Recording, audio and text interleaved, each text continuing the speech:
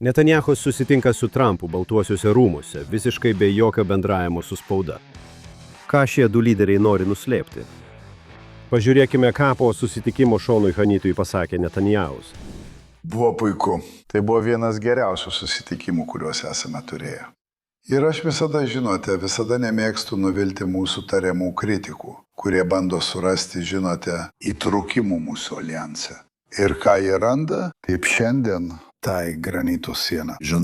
Mes nenorime matyti, kad šis fanatiškas režimas Teherane turėtų branduolinius ginklus, kad grasintų kiekvienam amerikiečiui, grasintų pasaulio taikai ir Izraelio egzistavimui. Taigi mes turime bendrą tikslą. Ir tai bus pasiekta arba diplomatinėmis priemonėmis, arba kitomis priemonėmis. Tačiau mes abu esame tam įsipareigoję. Gerai, įdomu, kad Netanyahu pasakė tariami kritikai, nes žinote ką, jie nėra vien tariami. Jie yra mūsų kritikai. Ir turiu pasakyti, jo kritikai namuose Izraelyje, Markai. Prieš jam išvykstant į Vašingtoną, jie tiesiog džiūgavo.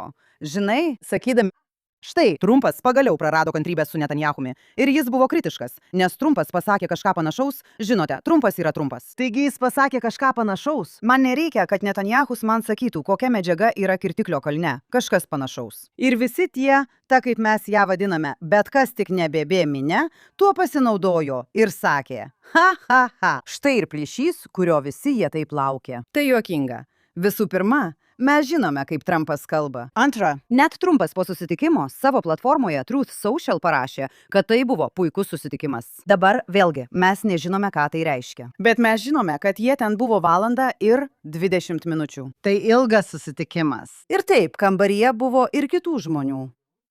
Ir aš tiesiog norėčiau pasakyti, kad žinau, jog daugelis jaučia nusivylimą, kad mes dar negrįžome prie plataus masto karinių veiksmų. Ypač todėl, kad Iranas, būtent tuo metu, kai vyko tas susitikimas, Iranas užpuolė JAV. Taikinius Jordanijai. Taigi, Markai, ką tu apie tai pasakysi? Taigi visų pirma, Trumpas šiek tiek supyko dėl straipsnio laikraštyje New York Post. Tiksliau ne straipsnio, o naujienos, kuriame buvo rašoma, kad Netanyahus ketina jam atnešti naujos žvalgybinės informacijos apie Pikakso kalną. Dabar, kas nutekino šią istoriją, spėjau, kad tai buvo izraelietis, padarė didžiulę klaidą.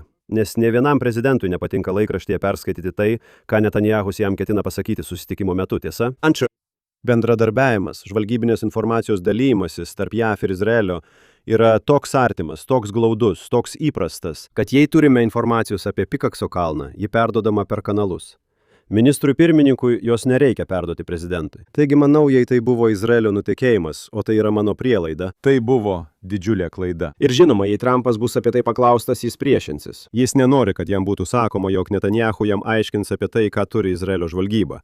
Jis nori sakyti, aš viską gaunu iš Amerikos žvalgybos. Taigi dar kartą, jei tai būtų nutekinęs Izraelio pareigūnas, negerai, sakau, neturėjai to daryti, tai buvo klaida, blogas pavyzdys. Manai, žinai, nori suformuoti naratyvą, kad Izraelio žvalgyba žino, bet iš tikrųjų tu blogai pradedi susitikimą.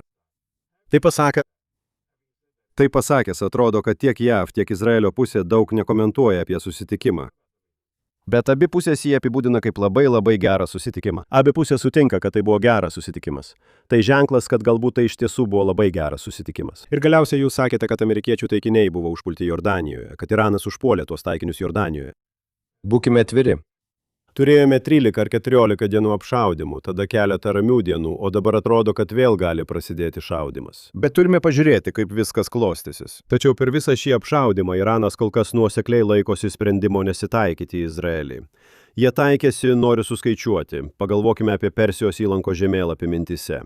Jie taikėsi į Kuveitą, Bahreiną, Jungtinius Arabų Emiratus, Saudo Arabiją, Katarą, Omaną ir Jordaniją, bet ne Izraelį. O kodėl jie netaiko į Izraelį? Ar todėl, kad jie staiga mus pamilo? Jie perskaitė Herzko knygas ir nusprendė, kad sionizmas yra geras dalykas? Jie perskaitė Bibliją ir atrado, kad žydų tauta iš tikrųjų turi ryšį su šia žeme? Taip. O gal jie yra atgrasinti? Ar jie bijo?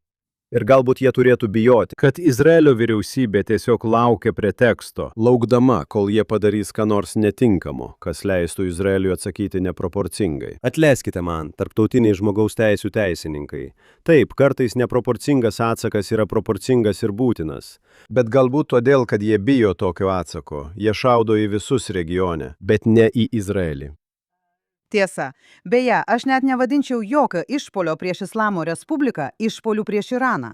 Irano žmonės, vėlgi turiu pabrėžti, turime juos atskirti nuo režimo, kuris, beje, vėl pradėjo vykdyti kalinių ir bet kokių disidentų egzekucijas. Taigi, žinote, mes turime pasakyti Irano žmonėms, kad žinome, jog jūs kenčiate. Gerai. Taigi nesakykite, Iranas, iraniečiai, ką aš noriu pasakyti. Mano nuomonė, nėra tokio dalyko, kaip neproporcingas atsakas į Islamo Respubliką. Ir leiskite man tik pasakyti, mes tai rašinėjame Liepos 29 dieną. Ir priežastis, kodėl tai sakau, yra ta, kad regione viskas keičiasi taip greitai. Taigi, kas žino, kas bus nutikę iki to laiko, kai šis įrašas bus paskelbtas. Taip pat žinome, kad Saudo Arabija ir Jungtinės valstijos praėjusią naktį atsakydamos atakavo Irano taikinius.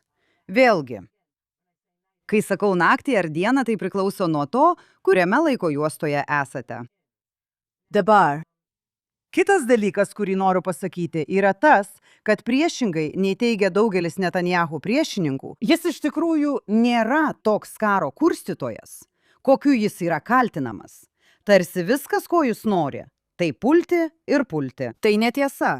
Ir jis netgi Šonui Hanityjui pasakė, bet koks būdas tinka, jei tai dėrybos, jei tai, nežinau. Jis turi omenyje bet kokį būdą nuversti tą režimą, pašalinti juos, išgabenti branduolinius ginklus ir pakeisti visą Irano veikimo būdą, jam tai tinka. Ir tai nebūtinai turi būti karinėmis priemonėmis.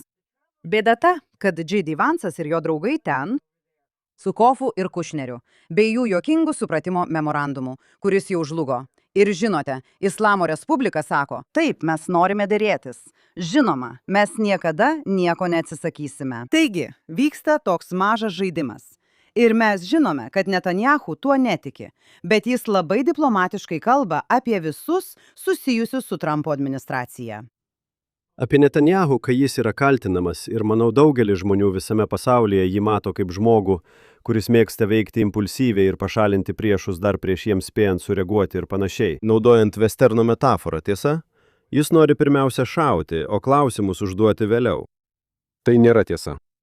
Net ir Netanyahu kritikai tai pripažįsta. Yra buvęs tavo kolega, kai dirbai Jerusalem Post, vardu Anšelis Tefa, kuris parašė Netanyahu biografiją. Jis labai kritiškai vertina Netanyahu. Jis retai turi ką nors gero apie jį pasakyti. Tačiau jis knygoje sako, kad Netanyahu yra labai atsargus naudodamas karinę jėgą. Galbūt todėl, kad jis pats dalyvavo kovose ir matė, kaip aplink jį žūsta žmonės. Galbūt todėl, kad jo brolis žuvo kovose. Jis labai atsargiai sprendžia, kada rizikuoti mūsų jaunų karių gyvybėmis. Labai atsargus. Ir nors manau daugelio atžvilgių ta reputacija, kad jis tarsi valgo palestiniečių kūdikius pusryčiams, taip. Tai labai gerai pasitarnauja Izraelio atgrasimui. Ir gerai, kad mūsų priešai bijo mūsų užpulti. Kaip ką tik sakiau, vienintelė priežastis, kodėl Iranas šiandien nepuldo Izraelio, yra ta, kad jie bijo mūsų atsako. Tai yra gerai. Bet jei pažvelgsime į Netanyahu istoriškai, jis buvo labai atsargus, kaip naudoja Izraelio gynybos pajėgas. Ar ne, jis nėra tas, kuris veikia neapgalvotai, priešingai. Ir mes tai žinome iš jo istorinės patirties. Bet kalbant apie didesnį klausimą, kai iškėlėte dėl susitarimo memorandumo, ir jūs kalbėjote apie viceprezidentą, ir kalbėjote apie kitus prezidento patarėjus. Galų gale tai buvo Trumpo pasirinkimas. Jis pasirinko susitarimo memorandumą. Ir manau, kad Netanyahu turėjo pasakyti prezidentui tame susitikime, kuris truko 80 minučių, kad susitarimo memorandumas numatė 60 dienų. Per kurias sąsiauriai būtų atviri.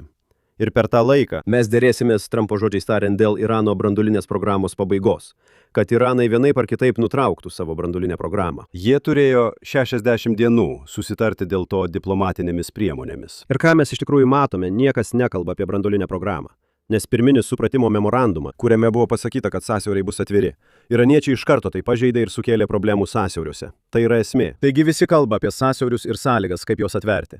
Niekas nekalba apie sunkų darbą, kuris yra spręsti branduolinę problemą, kaip Netanyahu sakė Šonui Hannity. Tai yra esminis klausimas. Ir todėl manau, kad Netanyahu turėjo pabrėžti susitikime, kad ir kas benutiktų Persijos įlankoje, kad ir kas benutiktų sąsiauriuose, kad ir kas benutiktų naftos srautams iš įlankos šalių. Taip, svarbiausia yra nenuleisti akių nuo pagrindinio tikslo, o tas tikslas yra Irano branduolinė programa, nes viskas yra pavaldus būtent šiam klausimui.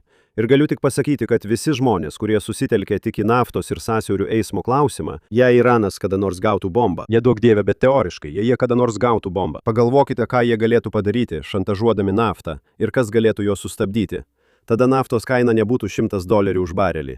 Ji galėtų būti $200 už barelį. Ji galėtų būti $300 už barelį, nes Iranas, turėdamas branduolinį ginklą, galėtų daryti tokius dalykus, kurių šiandien jaučiasi negalintis daryti. Ir tai reiškia, kad jie galėtų visiškai uždaryti sąsiaurius ir daryti, ką tik nori, kelti visus įmanomus reikalavimus. Taigi visi tie žmonės, kurie nerimauja dėl naftos kainos vakarų šalyse, turėtų žinoti, kad jei Iranas kada nors įgytų branduolinį ginklą, būtų daug blogiau. Ir labai svarbu, kad mes tai padarytume teisingai. Ir Netanyahu, esu tikras, pasakė prezidentui Trumpui, dėmesys turi būti sutelktas į pagrindinį taikinį, pagrindinį klausimą. Ir tai yra Irano branduolinė programa. Teisingai. Bet žinote ką? Trumpas tai irgi žino. Ir Trumpas. Jis taip pat sakė, kad susitarimo memorandumas yra nesąmonė ir nieko nereiškia. Noriu pasakyti, jis taip pat sakė, kad jis jau žlugęs. Tai nebuvo jo tikslų žodžiai, bet žinote, jis jau tai padarė ir kad jis jiems tai leidžia. Ir jis taip pat vis grįžta prie to posakio. Jie labai nori su mumis pasikalbėti, jie maldavo mūsų pasikalbėti. Taip, žinoma, kai jie sudaro sandorį, žinai, jie dažniausiai jo nesilaiko. Jis vis kartoja šios dalykus. Dabar, vienas iš privalumų, kai Trumpas kažką pasako, tada pasako priešingai, rašo Twitter'į ir visa kita, privalumas yra tas, kad tai taip pat klaidina Teheraną. Gerai, kad tai klaidina Izraelį, mes žinome, kad tai klaidina Amerikos žmonės, ką mes irgi žinome, bet tai klaidina priešą. Tai yra geras dalykas. Kaip sakėte, tai gerai, jūs turite juos laikyti nežinioje ir jie nervinasi. Ir kiekvieną kartą, kai jie taip galvoja, Trumpas iš tikrųjų yra silpnas ir jie pradeda pulti. Ir atrodo, kad jie laiko Persijos įlankos valstybės silpnomis, nes Jie tai yra Islamo revoliucinė gvardija. Nuolat taikosi į tuos Persijos įlankos valstybės. Bet jie tai daro ir jie bando Trumpą. Ir kiekvieną kartą, kai jis sako, gerai, grįšime derėtis. Pastebėjau, kad respublikonai, ne tie, kurie prieš karą, o tie, kurie palaiko Trumpą ir buvo už karą, yra labai nusivylę. Tai matau visuose socialiniuose tinkluose, sakydami, ką jis daro ir kodėl jis neužbaigė darbo. Kodėl jis neužbaigė darbo? Dabar mes negalėsime tiksliai žinoti, ar visa tai buvo strategiška, ar Trumpas tiesiog kalbėjo. Mes nesužinosime, kol negalėsime apie tai kalbėti, žvelgdami atgal. Bet vienas dalykas, kurį mes žinome, ir čia turiu padaryti pastabą apie Izraelio kairiuosius, gerai? Nes kai sakote, kad yra nutekėjimų ir visa tai, ir sakote, galbūt kažkas iš Izraelio, galbūt kažkas nutekina informaciją New York Post ar New York Times ir panašiai. Čia turime Izraelio ekspertų Irano klausimais, tokių kaip Ronenas Bergmanas, kuris rašo Izraelio spaudai, ir jis taip pat rašo The New York Times. Tas pats ir su Baraku Ravidu. Jis dirba Axios. Ir jis taip pat dirba Jediot Achronot ir 12 kanale. Ir šie du vyrai, kurie yra pagrindiniai ekspertai Irano ir JAV-Izraelio santykių klausimais, nekenčia Netanyahaus. Beje, jie taip pat nelabai mėgsta Trumpo. Tačiau jiems patinka sakyti. Mes žinome tai, nes vienas šaltinis mums tai pasakė, o kitas šaltinis pasakė kitą. Ir kai yra anoniminiai šaltiniai, būkite atsargus. Gerai, nes tai tik parodo, kad jūs negalite to užginčyti. Todėl aš nebūčiau linkusi tikėti šiomis nutekintomis žiniomis ir panašiais dalykais. Kartais būna atvejų, kai nutekinimai daromi tyčia, kad suklaidintų priešą, kaip matėme praeityje su Biperio operacija ir visa tai. Dar vienas paskutinis dalykas. Tai buvo Lindsey Grahamo laidotuvės. Šis interviu, kurį Netanyahu davė Šonui Hannity, iš tikrųjų jis atvyko į studiją tiesiai iš laidotuvių, kad duotų tą interviu. Ir vienas dalykas, kurį girdėjome praėjusią savaitę, buvo įrašų. Taip pat buvo vaizdo įrašas, kuriame Lindsey Grahamas savo kabinete kalbasi per garsiakalbį su ministru pirmininku Netanyahu praėjusiais metais, nežinau, prieš kelis mėnesius. Ir tai buvo per garsiakalbį. Ir mes girdėjome Netanyahu, o matėme Lindsey Grahamą. Ir Lindsey Grahamas pasakė, aš netrukus kalbėsiu su Trumpu ir noriu jį įtikinti prisijungti prie jūsų oro pajėgų smodžiajant Libanui ir Hezbollah Libane. Ir Netanyahu jam pasakė, tai įdomus pasiūlymas, bet aš verčiau atsisakyčiau. Pirmiausia, turime susitvarkyti su Iranu. Turime spręsti vieną dalyką vienu metu. Hezbollahas, ne dabar. Šiuo metu nenorime įtraukti JAV kariuomenės, oro pajėgų ir Izraelio oro pajėgų į konfliktą Libane. Tai atitinka jo atsargumą. Ir tai buvo Lindsey Grahamas, kuris pasakė, darykime tai, pradėkime. Ir tada Lindsey pasakė, tu pasakei įdomią mintį. Jie turėjo labai draugišką pokalbį, bet jis buvo pasirengęs paskambinti Trumpui ir pasakyti, pirmyn. Taigi, jei paminėsite Libaną, manau visiškai įmanoma, kad akivaizdžiai Iranas ir branduolinė grėsmė būtų buvę pagrindinės temos Baltųjų rūmų susitikime tarp dviejų lyderių. Tačiau Libanas taip pat galėjo būti paminėtas. Prisiminkite, tik praėjusią savaitę Libano prezidentas, kuris nėra Hezbollah draugas, buvo Baltuosiuose rūmuose. Ir ar įmanoma, kad Libano klausimu vyksta kažkas, kas efektyviau spręstų Hezbollah klausimą, siekiant susidoroti su grėsme ir judėti taikos tarp Izraelio ir Libano link? Tai galėjo būti darbotvarkėje. Sirijos klausimas pastaruoju metu buvo dažniau aptarinėjamas. Nemanau, kad yra galimybė pasiekti taikos susitarimą su Sirija, bet ar galėtų būti kažkoks susitarimas dėl saugumo? Turiu omenyje, mes turėjome saugumo susitarimą, kurį 1974 metais derėjosi Kissingeris. Jis nebuvo pagrįstas meile, jis buvo pagrįstas atgrasimu. Jis buvo pagrįstas ir tiesa ta, kad nuo 1974 metų iki Sirijos pilietinio karo Golano aukštumų siena buvo labai rami, beveik nepriekaištingai rami, nes sirai turėjo interesą laikytis to susitarimo.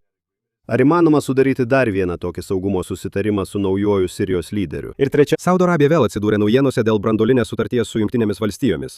O tada Trumpas labai aiškiai pasakė, kad jie gaus branduolinę sutartį tik tuo atveju, jei bus normalizuoti santykiai. Taigi žmonės vėl kalba apie santykių normalizavimą. Normalizavimas su Izraeliu, kad būtų aišku. Normalizavimas tarp Izraelio ir Saudo Arabijos. Abraomo susitarimų plėtra, kurią prezidentas nori matyti. Ir ar įmanoma, kad tai taip pat buvo paminėta? Turiu omenyje, būtų buvę puiku būti nematomų stebėtojų tame susitikime, nes pastebėjau, kad Netanyahu, kai išskrido iš Izraelio į Vašingtoną, kalbėjo apie Iraną, bet taip pat kalbėjo apie galimybės plėsti taikos ratą. Ir paprastai, kai Netanyahu ką nors sako, tai yra todėl, kad, žinote, tai paremta kažkuo. Jam nereikėjo to sakyti. Jis galėjo tiesiog pasakyti, kad ginsime Izraelį ir pasirūpinsime, jog Iranas negautų bombos. Bet jis taip pat pridėjo tą sakinį, kas verčia mane galvoti, kad arba Libano fronte, arba Sirijos fronte, arba Saudo Arabijos fronte Netanyahu ir Trumpas dirba prie kažko, kas bus taikos proveržis. Ir galiausiai, jei pavyks pasiekti susitarimą su vienu, dviem ar visais trim iš šių žmonių, tai daugeliu atžvilgių yra politinė pergalė prieš ekstremistus, tokius kaip Hamas, Hezbollah, Revoliucinė gvardija ir Irano vadovybė. Taip, jie visi yra prieš bet kokią taiką ir bendradarbiavimą. Ir jei mums, padedant amerikiečiams, pavyktų pasiekti susitarimus su vis daugiau arabų šalių, tai būtų pergalė iš didžiosios raidės. Gerai, tu žinai, kaip aš jaučiuosi dėl to žodžio taika, kai esame pasaulinio karo viduryje. Aš visada sakiau. Ir žinau, kad tu į tai žiūri kitaip. Aš visada sakau, kai išgirsti žodį taika, pasilenk, gerai? Štai kodėl man nepatinka vartoti šį žodį. Taip, yra gerų bendradarbiavimo susitarimų. Taip, ir kartais būna ramybė, gerai? Tačiau šiuo metu Saudo Arabija, viena iš didžiausių problemų, kurias turėjo Saudo Arabija, arba, žinote, kodėl ji niekada neprisijungs prie Abraomo susitarimų, yra tai, kad Abraomo susitarimai, jų grožis, be to, kad jie yra anti-Irano ašis, be to, puikus bendradarbiavimas su Izraeliu. Vienas iš pagrindinių jų privalumų buvo tas, kad pirmą kartą galėjome visi įrodyti, jog Palestinos valstybė nėra kelias į taiką tarp arabų ir Izraelio šiame regione. Tai buvo didysis kairiųjų melas. Taikos nėra. Kelias į taiką priklauso nuo palestiniečių. Gerai. Dabar, kai Baideno administracija perėmė valdžią po pirmosios Trumpo administracijos, ji bandė sugriauti Abraomo susitarimus, įtraukdama palestiniečių atstovus į susitikimus Negevo viršūnių susitikime ir visa kita. Tai buvo tiesiog šlykštu. Dabar Saudo Arabija vis dar laikosi šios pozicijos. Ne tai, kad Saudo Arabija labai rūpintųsi palestiniečiais. Jiems nerūpi. Nė viena arabų šalis jais nesirūpina. Ir dabar mes tai žinome tikrai, nes nė viena net nesutiko priimti moterų ir vaikų per Gazos karą. Gerai. Tik nereikia pasakų, kad jiems rūpi Palestinos valstybė. Jiems nerūpi. Bet tai jų raktas į vakarų mąstyseną. Taigi, viena iš gražiųjų akimirkų buvo tada, kai Trumpas pasakė, kad jis sudarys sandorį su saudais, Izraeliečiai sunerimo. O tada jis pasakė, palaukit, bet jie su sąlyga, kad jie prisijungs prie Abraomo susitarimų. Taigi mes pasakėme, gerai, puiku. Ir tai mus atveda prie Turkijos. Jis pasakė, kad parduos F-35 naikintuvus Turkijai. Ir tada Turkija yra mirtinas Izraelio priešas. Ir jis, Trumpas, vis kartoja, Erdoganas yra mano draugas, Turkija yra mano sąjungininkė. Ir mes pradėjome nerimauti. Kodėl? Nes tie lėktuvai jie yra neaptinkami. Jie padeda aptikti bet kokius priešo paleidimus. Ir tai yra labai, labai pavojinga Izraeliui. Bet tada Trumpas vėl pasakė, jis pasakė, kad jie dar neatitiko reikalavimų, Amerikos reikalavimų, kad gautų tuos lėktuvus. Tačiau vėlgi, jis dabar prieš pat šį susitikimą pasakė, atsiprašau, mes žinome, kad Turkija nemėgsta Izraelio, bet jie yra mano draugai. Taigi mes nežinome, kas vyksta, bet žinome vieną dalyką. Kai jūs kalbate apie taiką, apie taikos ratą, palaukite sekundėlę. Laimėkime karą, prieš pradėdami kalbėti apie taikos ratą. Gerai? Tokia mano nuomonė šiuo klausimu. Taigi aš nebūtinai nesutinku su viskuo, ką pasakėjai. Manau, kad laimėti karą yra labai svarbu, norint išplėsti taikos ratą. Nes tik todėl, kad Hezbollah buvo sunaikinta Libane, Libanas gali sudaryti taikos susitarimą su Izraeliu. Nes kai Hezbollah valdė viską toje nelaimingoje šalyje, taip, negalėjai sudaryti taikos, tas pats ir Sirijoje. Mes nebūtume galėję sudaryti saugumo susitarimo su naujuoju režimu, jei nebūtume sunaikinę ir sutriuškinę jo karinių pajėgų pereinamojų laikotarpių tarp Asado ir naujojo režimo. Ir tai, kad Iranas per Asado režimą nebekontroliuoja Sirijos. Kitaip tariant, Izraelio karinė pergalė yra būtina sąlyga, norint judėti į priekį visais šiais klausimais. Tas pats ir su saudais. Jei saudai nori taikos su Izraeliu, tai ne todėl, kaip anksčiau juokaudamas sakiau kitame kontekste, ne todėl, kad jie staiga perskaitė Herzlį ir tapo sionistais. Tai ne todėl, kad saudai perskaitė Bibliją ir pasakė, kad žydų tauta ten priklauso. Tai todėl, kad saudai turi strateginį interesą turėti Izraelį kaip sąjungininką. Nes Izraelis yra stiprus, niekam nereikia silpnų sąjungininkų. Todėl aš žinoma tikiu, kad karinė pergalė būtina pasiekti, norint įgyvendinti tai, ko siekiame. Bet galbūt todėl, kad mes laimime karą karinę prasme, tai jau sukūrė potencialą, kurį pamatysime išsipildant. Bet jūs visiškai teisingai pasakėte, kad arabų šalis, čia mano, ne jūsų žodžiai, tik apsimeta remiančios palestiniečių reikalą ir iš tikrųjų nenori jiems padėti. Ir jūs netgi tiesiai pasakėte, jie nepriėmė, žinote, didelių palestiniečių moterų ir vaikų grupių iš Gazos, priešingai. Didelės grupė, jie jų apskritai jie priėmė keli žmonės, ligoninėms ir dalykams šiuo metu. Ir kai jie išėjo iš ligoninės, jie turėjo grįžti į Gazą, tiesa? Bet jūs turite suprasti, kad arabų pasaulis turėjo problemų su palestiniečiais. Taigi Jordanija priėmė daug palestiniečių ir jie sukilo prieš karalių bei bandė sunaikinti šalį. Matėme, kad Kuveitas priėmė daug palestiniečių. Ir kai Kuveitą užpuolė Sadamas Huseinas, kada tai buvo? Praeitame amžiuje? Ne, šiame? Ne, praeitame amžiuje. Tada staiga visi palestiniečiai tapo lojalūs Sadamui ir buvo prieš Kuveito vyriausybę. Ir visi žmonės Persijos įlankoje buvo įsiutę ant palestiniečių. O Libano pilietinis karas prasidėjo 1970-aisiais dėl palestiniečių įtakos. Taigi, jei manęs paklaustumėte, ar arabų vyriausybės bijo ir nerimauja dėl palestiniečių priėmimo? Žinoma, jie nerimauja ir bijo, nes jau turėjo per daug patirties. Paklauskite Jordanų, paklauskite kuveitiečių, paklauskite libaniečių, net egiptiečių. Kai jie mato gaziečius, jie galvoja apie Hamas. Hamas yra kaip musulmonų brolyje. Tai tie žmonės, kurie bandė perimti valdžią Egipte ir teroristai, tiesa? Taigi arabų pasaulis. Daugeliu atžvilgių, kai jie tik kalba, bet nenori imtis veiksmų, tai suprantama. Bet aš noriu sureaguoti į kitą jūsų pasakytą dalyką. O būtent žinote, kad Abraomo susitarimų didybė ir svarba yra ta, kad jie atėmė palestiniečių veto teisę dėl taikos su arabų šalimis. Ir tai buvo labai svarbu. Bet aš norėčiau pasakyti ir sakau tai visiems, kurie tiki taika artimuosiuose rytuose, kad galbūt dabar tai neįmanoma, bet jie mano, kad kažkada ateityje tai galėtų būti įmanoma. Jei Izraelis sudarys taiką su vis daugiau arabų šalių ir vis daugiau musulmoniškų šalių. Ir atrodo, kad tai yra istorijos tendencija. Mes negalime būti tikri dėl laiko. Mes negalime būti tikri, kaip greitai tai įvyks. Bet šiuo metu mes turime taiką ar ne su maždaug 6 arabų šalimis. Ar greitai tai bus 12, ar tai galėtų būti 18? Taip, tas skaičius didės. Ir manau, kad visiems tiems žmonėms, kurių širdis plyšta dėl palestiniečių, tiesa, kurių vadovybė niekada rimtai nesiderėjo su Izraeliu dėl taikos. Ir mes matėme jų nesugebėjimą pasmerkti spalio 7-osios įvykių. Tai tiesiog rėkia. Kaip galima jūs laikyti, žiūrėkite, aš kalbu apie vadinamuosius nuosaikiuosius palestiniečius vakarų krante. Jei negalite pasmerkti, aš pasakiau vadinamuosius, Rūfi, nereikia taip žiūrėti. Vadinamieji nuosaikieji palestiniečiai vakarų krante. Jei negalite pasmerkti spalio 7-osios, kokie jūs taikos partneriai? Negalite pasmerkti prievartavimų, negalite pasmerkti žudynių, negalite pasmerkti galvų nukirtimų, negalite pasmerkti įkaitų paėmimo. Visų šių dalykų jie negalėjo pasmerkti. Todėl dauguma izraeliečių mano, kad mes neturime taikos partnerio. Tačiau galbūt, kai vis daugiau arabų šalių sudaro taikos susitarimus su Izraeliu, kai vis daugiau musulmoniškų šalių sudaro taikos susitarimus su Izraeliu, ar tai galėtų sukurti sąlygas, kad ateityje pasikeistų palestiniečių mąstymas? Ne šiandien, ne rytoj, bet kažkada ateityje.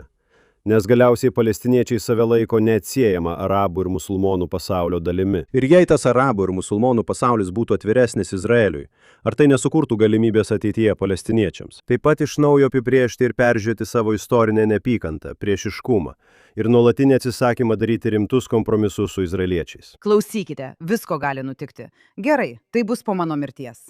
Jei norite, galite pabandyti, žinote, panaudoti spiritizmo lentą. Ir pranešti man, jei tai kada nors įvyktų. Aš tikrai nematau, kad tai įvyktų per mano gyvenimą. Ir aš visada esu skeptiška, kai sakai, žinai, kad taikos vis daugėja. Kodėl aš dėl to esu skeptiška?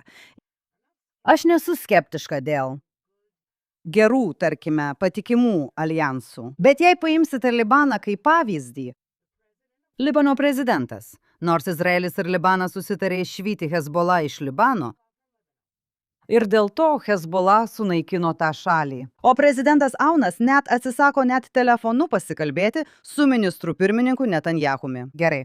Ir aš nebenoriu girdėti nė vieno žmogaus, kuris man sakytų, na žinai, jis bijo, kad bus nužudytas. Bet žinai, Sadatas buvo nužudytas, kai sudarė taiką su Izraeliu. Žinoma, netgi Sadatas, kuris sudarė taiką su Izraeliu, turėjo gauti didžiulę teritorinę nuolaidą. Gerai. Ką bandau pasakyti?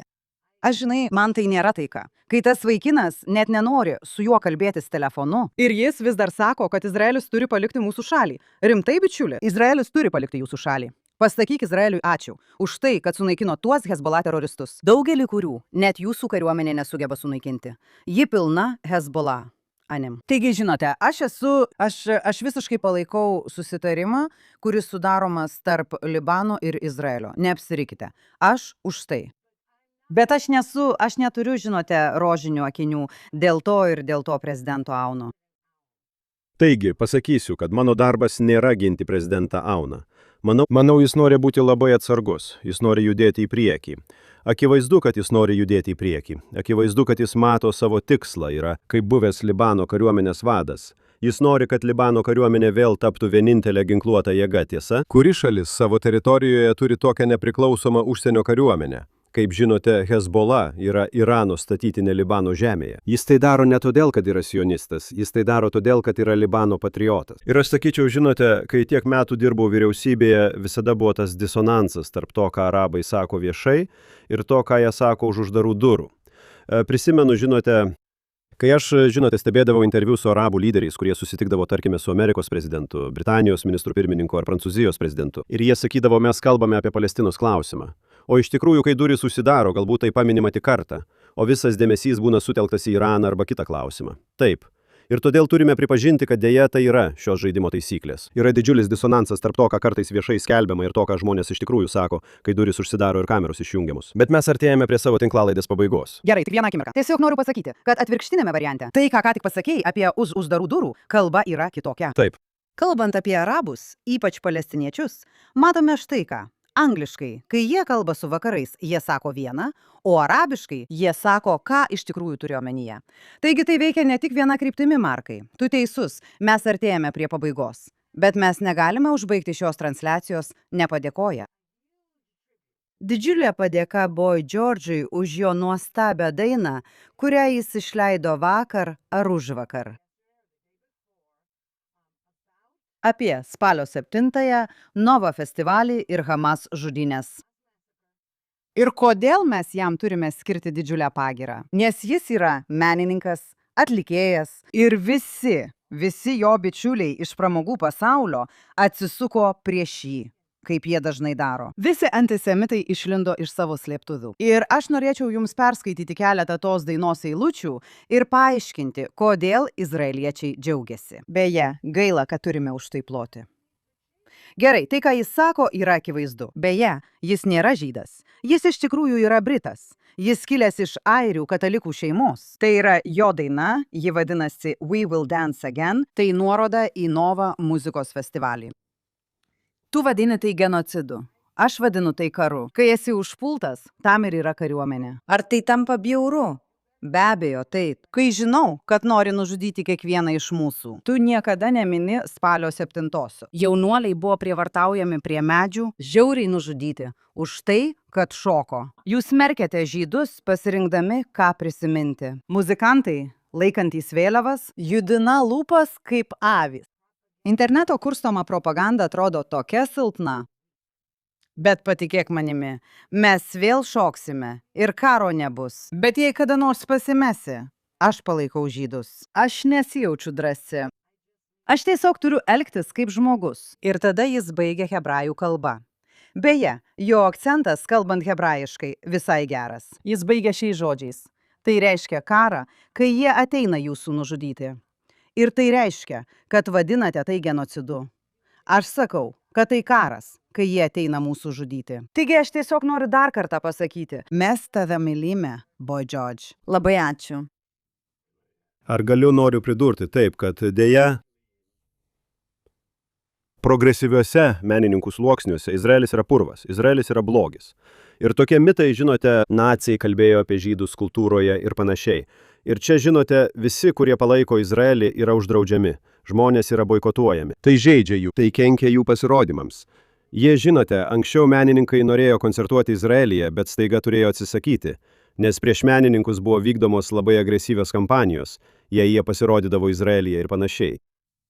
Boy George elgėsi teisingai. Gaila, tiesa, kad tokių kaip jis yra labai mažai. Bet galbūt atsistoti prieš vėją ar prieš anti-izraelizmo, antisemitizmo, antisionizmo uraganą. Tam reikia drąsos, atsidavimo ir moralinės drąsos. Ir to, Džordžai, tu turi. Kaip sakome hebrajų kalba, kol hakavod. Šaunuolis, Džordžai. Amen. Taigi, sugrįšime kitą savaitę. Laukiu toriūtė.